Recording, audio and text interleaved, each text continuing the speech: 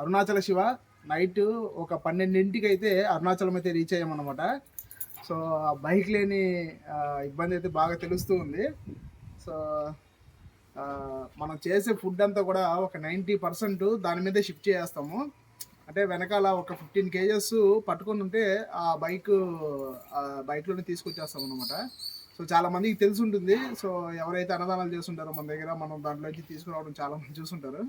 So అది ఇప్పుడు ఏంటంటే చాలా కష్టంగా అయిపోయింది. ఇంకా ఫుడ్ షిఫ్ట్ చేయడం ఎలా అని చెప్పేసి చాలా బాధగా ఉంది. సో యాత్రకి వెళ్ళే ముందు అయితే ఎందుకో అనిపించింది ఒక ట్రాలీ అయితే పెడదామని చెప్పేసి. సో మనం అరుణాచలం వచ్చేసరికి ట్రాలీ అయితే వచ్చేసింది అనమాట. చెన్నై నుంచి ఆర్డర్ చేసాము.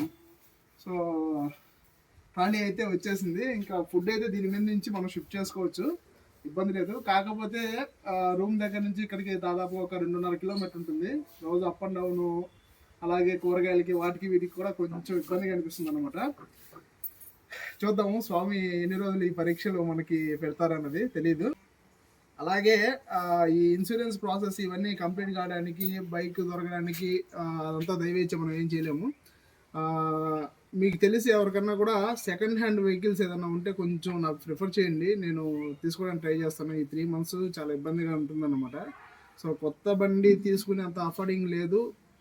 చాలామంది ఇస్తామన్నారు, కానీ నాకు అలా తీసుకోవడం ఇష్టం లేదు. సో కొంచెం బడ్జెట్లో తక్కువలో కొంచెం మంచి వెహికల్ ఏదన్నా స్కూటీ ఉంటే బెస్ట్ అనిపిస్తుంది. సో ఎవరైనా ఉన్నట్లయితే కొంచెం నాకు ప్రిఫర్ చేయండి. అక్కడి నుంచి తీసుకురావడానికి కూడా కొంచెం ఇబ్బందిగా అవుతుంది కాబట్టి మ్యాక్సిమం ఈ దగ్గర సరౌండింగ్స్ మీన్స్ చిత్తూరు, తిరుపతి, ఇలా మనకి అరుణాచలంలో ఒక 200-300 కిలోమీటర్లు, 200 కిలోమీటర్ల సరౌండింగ్స్లో అయితే నాకు కొంచెం వెహికల్ తెచ్చుకోవడానికి కూడా బాగుంటుంది. సో ఇక్కడ వెహికల్ని మనం తీసుకోలేము. మీకు తెలిసింది ఇక్కడ ఎలా ఉంటుంది అనేది.